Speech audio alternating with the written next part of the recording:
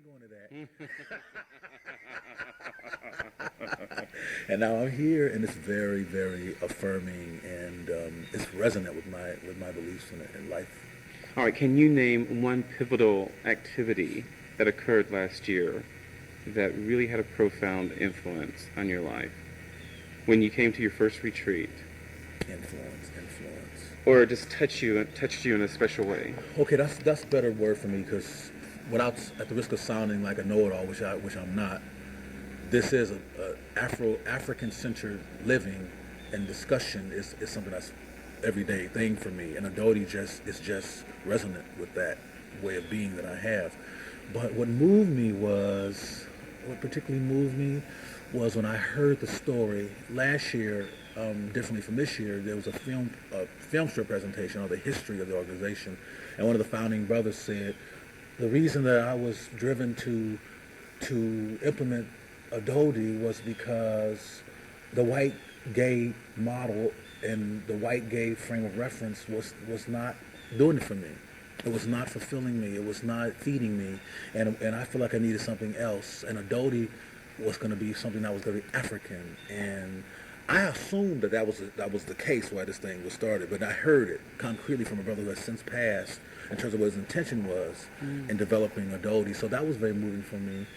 And in terms of anything else, it's hard to put a finger on one thing, because just being among a bunch of black same-gender loving men who have made a commitment to love each other and who are into it, who are activated by the idea of being safe among their brothers, or safe in their brothers' arms, that in itself is just moving through and through, and there's no beginning, no end.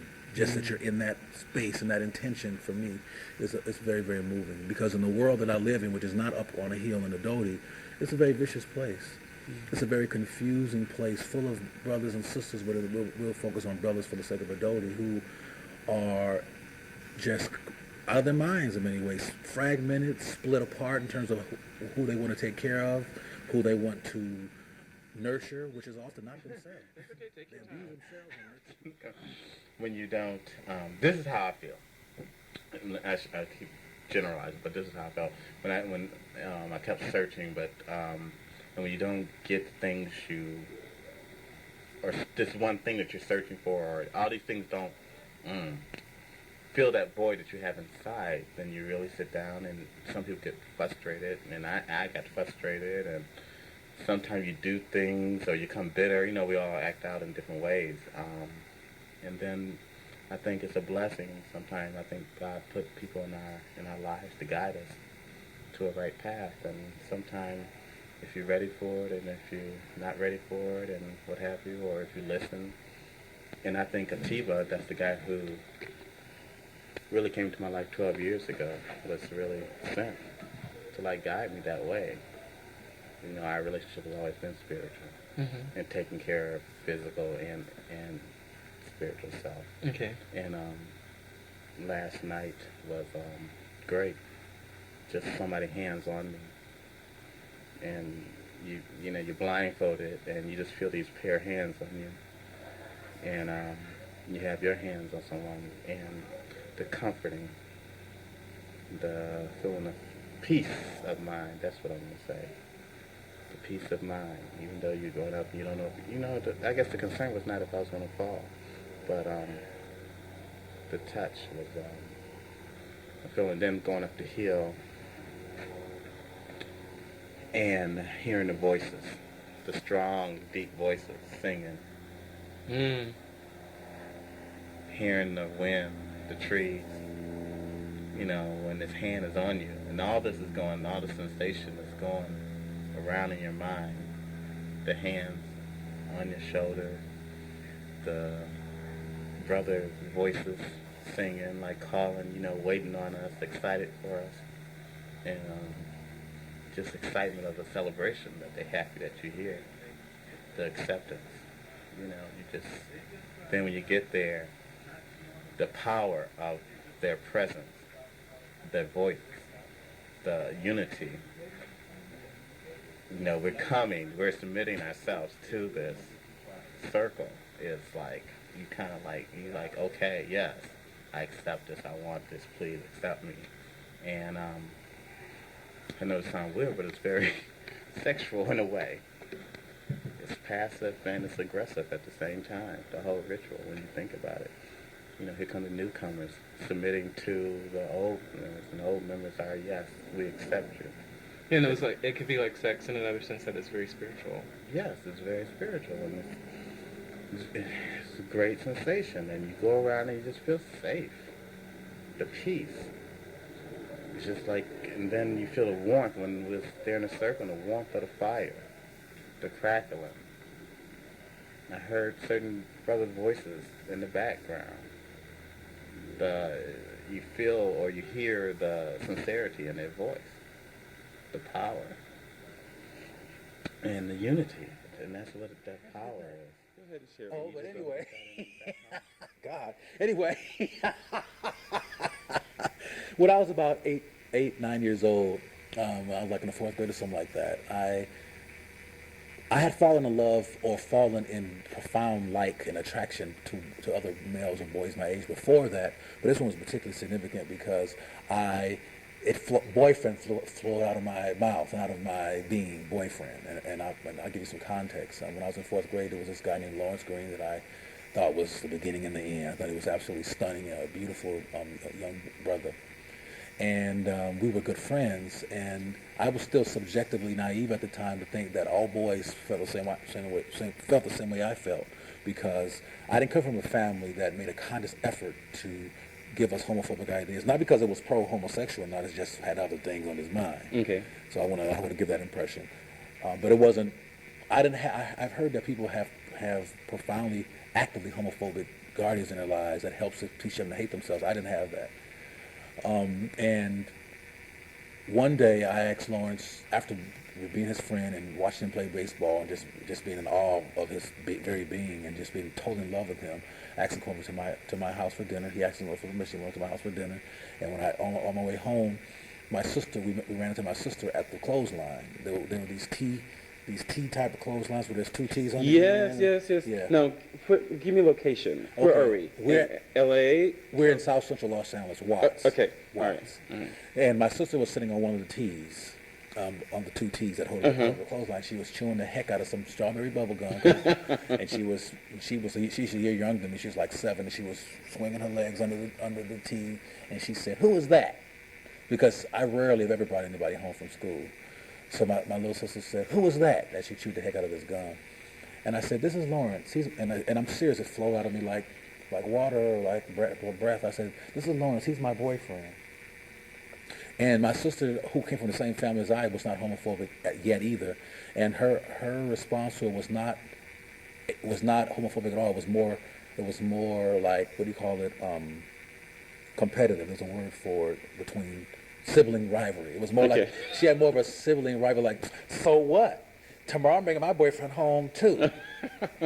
That's all she said. She kept chewing her gum, but Lawrence tripped. Okay, I mean, she and I didn't trip Lawrence was like, he didn't want to embarrass me, I guess, or embarrass himself, because me and my sister were so natural with this. So he didn't say nothing, but I watched him have a noticeable reaction to, out of the blue, being called a boyfriend. Mm-hmm. So when we got into the house, as we walked up the stairs to play with my toys, he said, kind of in a soft voice, he said, "Because I didn't know that boys could be boyfriends." And his reaction wasn't disgust and nothing like that. It was like shock, like I didn't know that boys can do that. And I was all in my little arrogant, like, yeah, well, they can, you know. I thought you knew, you know what I'm saying? I thought, yeah, well, they can, you know. Then we went upstairs and we played, and I was all aglow because Lawrence was in my bedroom playing with my toys, and I always wanted him there. And there he was. But he was slightly distracted.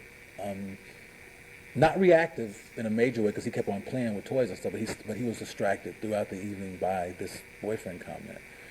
And we had dinner finally, and my little sister, who was sitting across the table, who knew that was my boyfriend, was giggling and teasing and pointing and like you know, Cleo's boyfriend is here type of thing. And I remember not being self-conscious at all, just loving having my boyfriend at the dinner table. Mm. So finally nighttime came. My mother suggested that it was time that Lawrence go home, because I had to go to bed and he had to go to bed. Unfortunately, not together, but at his house. So we got into the car, and I was just, even though I could see Lawrence's being distracted, I was more trying to concentrate on the fact that we had consummated our relationship and that we had been in each other's house and played with toys. And I was just through. I mean, just full and just excited about it. So I figured I had this assumption that, okay, well, now it's clear that he's my boyfriend. From now on, we don't have to act like this is not the case anymore. So we got to his house, and he opened the back door, and I opened the back door, and we got out. And he ran up to his door, and I said bye to him, and got into the house all excited. And the ride home with my mother was relatively quiet. Some music was playing, and she knew I was happy. She just knew I was aglow. She didn't know the explicits of why necessarily, and I didn't care either, frankly. I just was happy. That's all I knew. So the following day, I didn't get no sleep all night. I just, I couldn't contain myself. So the following day, I saw Lawrence. I got to school. Lawrence was already there. He was sitting in a chair in front of me. I'm sorry, he wasn't in front of me. He was sitting in a chair in the front of the room. Both of our chairs were in the middle of the room.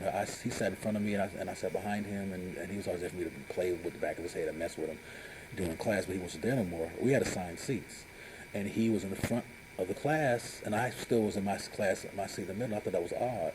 And I remember walking past him and looking at him and waving at him, and he didn't smile or nothing. He just looked up at me, and my heart started to get a little bit of a pierce, but I still didn't want to go there, so I didn't let it get too pierced. I said, now something happened, I don't know about it, or whatever, we'll figure it out at lunchtime. So when lunchtime came, we had our place where we sat all the time in the cafeteria, and he sat there, and I sat here. He wasn't there. And I looked around, and I figured maybe he's at the nurse office or something peculiar happened. Maybe he's a little bit sick. I had all my little romantic excuses that had nothing to do with me, hopefully. So I finished my lunch really quickly because there's no reason to stay there now because he wasn't there. So I went out the cafeteria and by the tree, by the baseball field. There he was with his little brown bag eating a peanut butter and jelly sandwich. He was all by himself, and I went over there. I remember my heart feeling really heavy as I walked toward him because this was such a break in our routine. A routine that lasted for months and months and months. I mean, this is not just weeks here. We're talking about a long time. So I went over to the cafeteria, to the tree, and I said, "What's up, Lawrence?" And he said, "My mama said I can't play with you anymore." And I said, "Why?" He said, and the teacher knows, and she told the teacher, and the teacher knows that we're not supposed to play together anymore, and we just can't. I was through. You could have just shot me. Because I said, why, with all these tears getting ready to come out of my face, and he never gave me an answer. And of course, I had enough sense even then to figure out what it must have been about, because I had enough sense to reminisce on what occurred before this weird event of us not talking and his mother, blah, blah, blah. So that was devastating. That was my first heartbreak. And from that moment on, Well, let's see. My first love. Actually, this took place when I was fairly young. I was about 13, 14. And at that age where I was growing up, it was one of those situations where everybody had, like, a best friend. And my particular best friend, when I first moved into the area, I became friends with this guy named Ronald.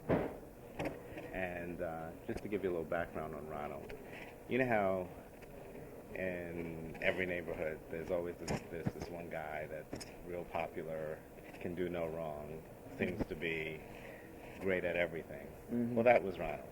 I mean, good looking, he was smart, he was good at sports, the whole 9 yards. So in actuality, I was kind of surprised when we became best friends. But nevertheless, I enjoyed it, and that was good. Now, one of the things regarding Ronald was that he had this habit of, like I said, he was real popular, so he can get away with things that most people couldn't get away with. So, like if he had this habit of, if he would beat you at something, he would, like, sort of kiss you on the forehead. And that was just his way of punctuating what, his win. So, what happened was, after a while, uh, when he would do that, I began to realize that, hey, I kind of like when he did that. And so I said, so I would let him win more often than really necessary. And then one day I just decided that I was going to do the same thing. So I always, like, we used to have these, like, wrestling matches, and I always knew I could beat him, but I used to let him beat me. Subconsciously, I knew I could do it. So this one time I just decided to do it, and I beat him, and so then I pecked him on the forehead like he used to always do to me. So then we would, do that for a while, and we'd back and forth. So this one day, he did that, and he went to, no, I beat him, and I went to peck him on the forehead, and he moved his head, so I ended up kissing him. So that Do you really... think he did that on purpose? Yes. Okay, I didn't think so at the time. I didn't, I wasn't going there. But then what happened was, we wrestled again, and this time he won. I wasn't taking any chances. So he won, and but this time he just kissed me. He didn't. It wasn't like the peck on the thing. He kissed me on the lips. So then we do it a little more, and then we'd wrestle and we'd kiss afterwards. So then it got to a point where we stopped the wrestling. We just started kissing. So then this progressed for a while, and it would get so like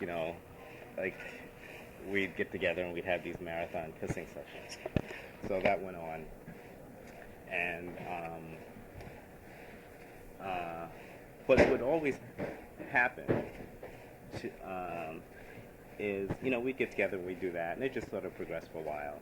And then after a while, it progressed a little further than that, which was good, and everything was going along great and everything. But then what happened was, this one day we had a fight about something, and what tended to be the nature of our relationship is, like, if we'd have an argument or fight about something, I would generally just give in, and that would be it. Well, this one day I just decided I wasn't going to give in. I wanted him to give in. And so I don't even remember what we fought about, but it was just one of these things. We had this argument, and so I didn't give in, and he didn't give in, and we just kind of broke up. And then what happened was, like I said, it was like sort of traditional that everybody like had best friends, so like other people would try to get me to be friends with him, but I really just wanted to get back together with him. And but what I didn't know at the time was, while this was going on, it turned out that his parents were going through a divorce. And so right around the same time that happened, and he and his mother and the kids moved somewhere else. Oh, okay. So we kind of lost contact, which sort of further separated the situation. When we returned to school in the fall, like, he went to the same school, but he was living someplace else, and we had different classes and stuff, so we really didn't get together that much. Mm-hmm. We just kind of never got back together, because then I moved and things happened like that. Mm-hmm. I subsequently, later on, I found out that it turns out that he was always sticking up for me and protecting me. Like, he would get in fights if somebody said anything about me, and I never knew all this was taking place.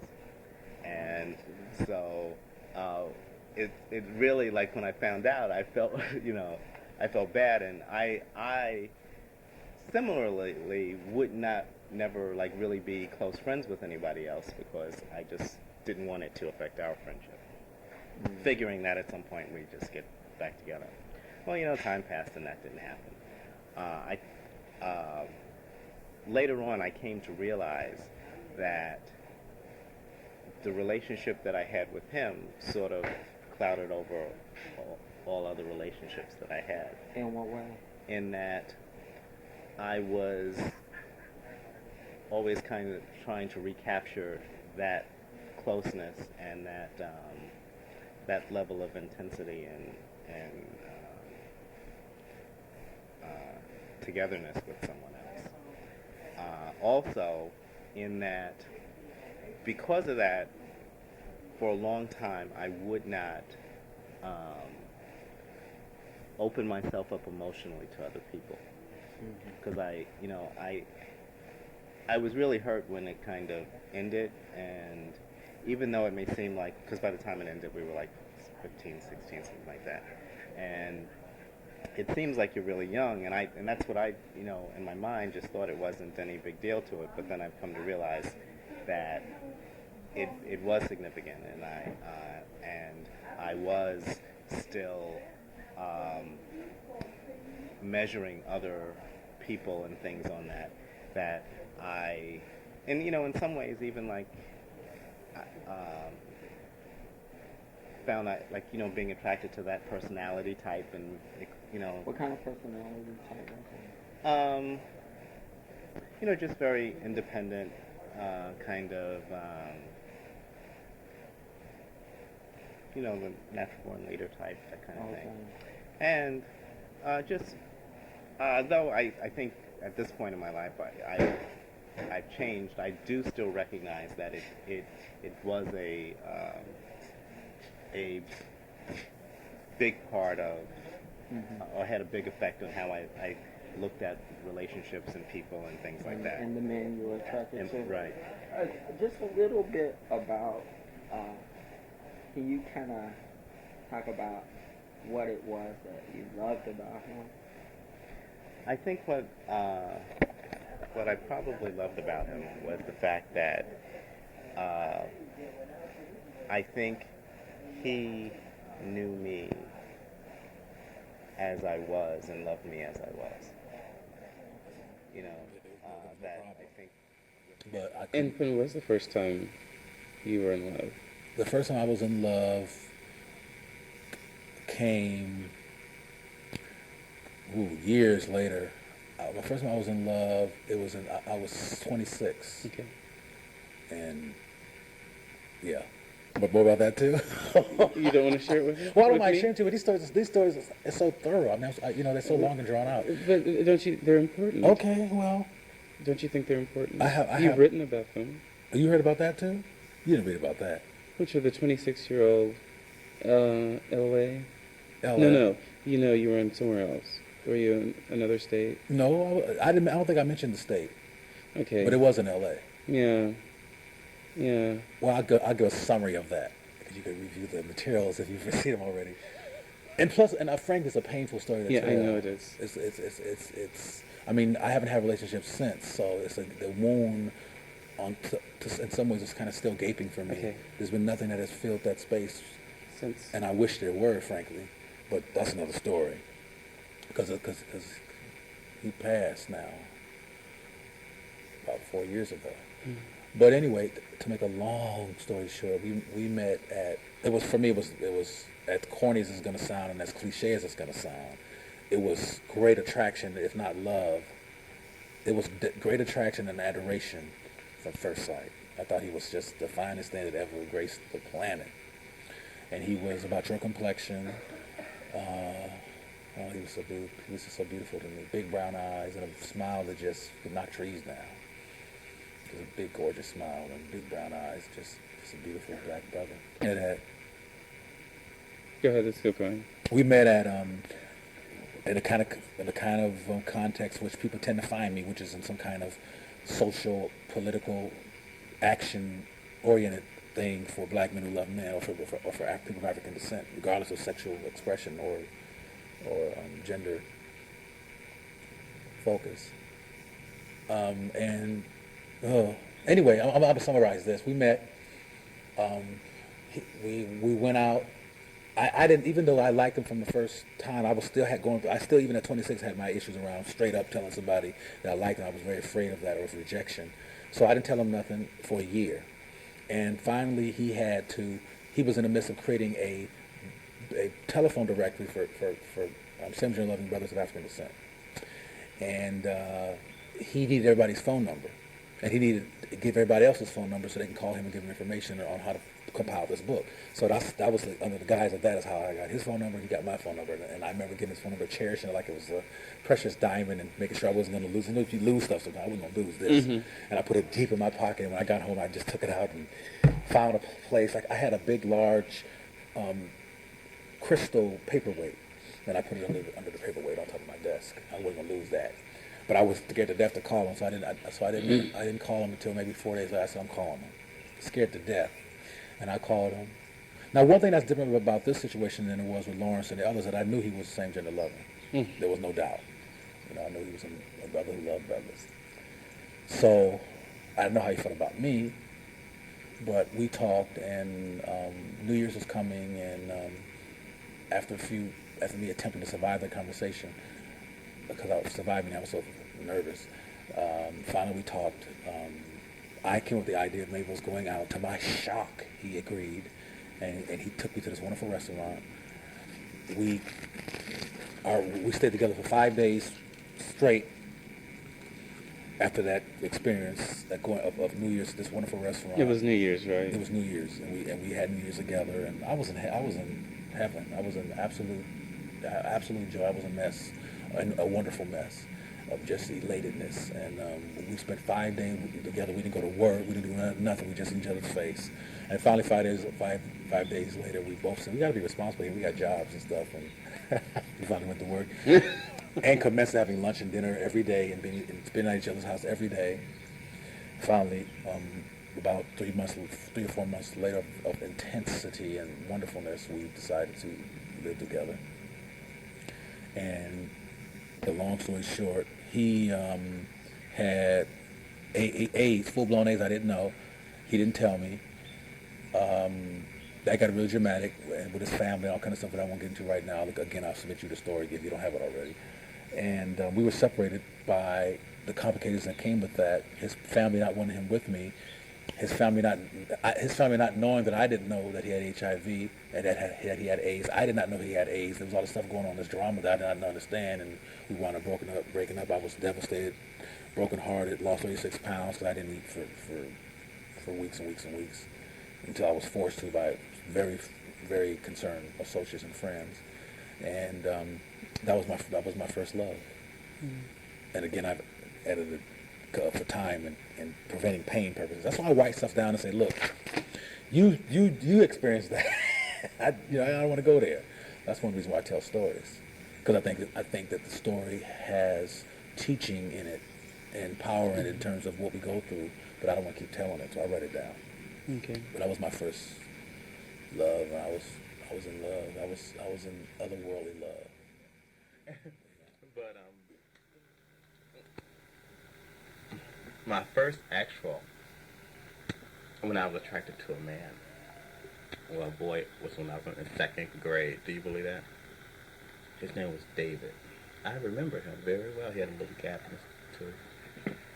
And when we lined up for second grade, you know how you line up and stuff? We used to hump each other. Uh-huh.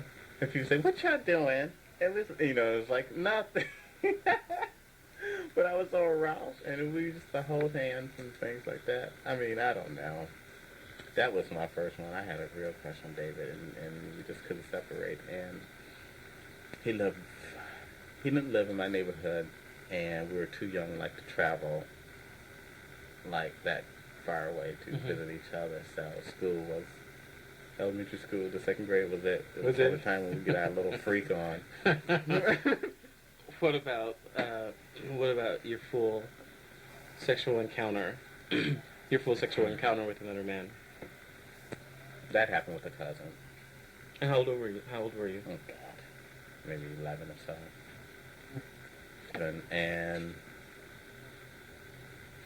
it was like no penetration, no oral sex. It was just like, the rubbing, and that type of thing, naked, down in the basement at one of the family gatherings. What your boys doing down there? Nothing. We're over behind the cellar. That was my first. I think that's sexual. It is. It's very sexual. that's my first. But just one day, my first sexual experience, the real, like, knowing that was happening, it's not until I was 19. And that was actually with a white man who cruised me at my mother's job. And very nice, very relaxing, like, wanted to go out to dinner. And you know how you kind of know, but you are denying in your mind, but you kind of know what's going on. But we went out to dinner, we talked, and, you know, da-da-da-da-da-da, gave me compliments and everything, of course, you know, because I grew up in the Catholic Church being damned to hell every week. Yeah, it was kind of like a low self-esteem and opinion of yourself, because these thoughts, you think that is horrible, and that you're a sinner, and that you're no good, you're weird, you're a freak. So this white man was like what I related to, because he kind of knew. You know? I didn't know any brothers, or, you know, I didn't, very sheltered. I didn't know that there was other black men.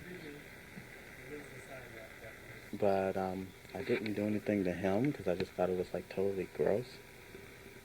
And, you know, get real personal here. He wanted me to penetrate him, and I have never, like, penetrated anyone.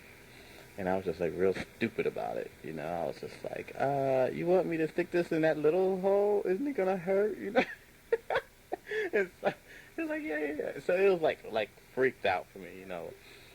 And he kept trying to get me to do these things, and I wasn't totally comfortable with them. Or maybe it was him. But anyway, we saw each other like 3 or 4 times, and he was just trying to make me see him more. And what it was, he wanted me to be his lover, which I didn't know the terms of anything like that. That's all I knew. I was horny, and once I got off, I was out of there. That type of thing. And I still couldn't relate to him on any level. But after a while, I met the first guy that I was comfortable doing those type of things with. And that still took work. And that wasn't until I was like 21, 22. And he was just refreshing, because he introduced me to his friends. You know, I met his friends with other black men. And great. Just like, oh, I'm not weird. I'm not a freak, you know. It don't have to be with a white guy.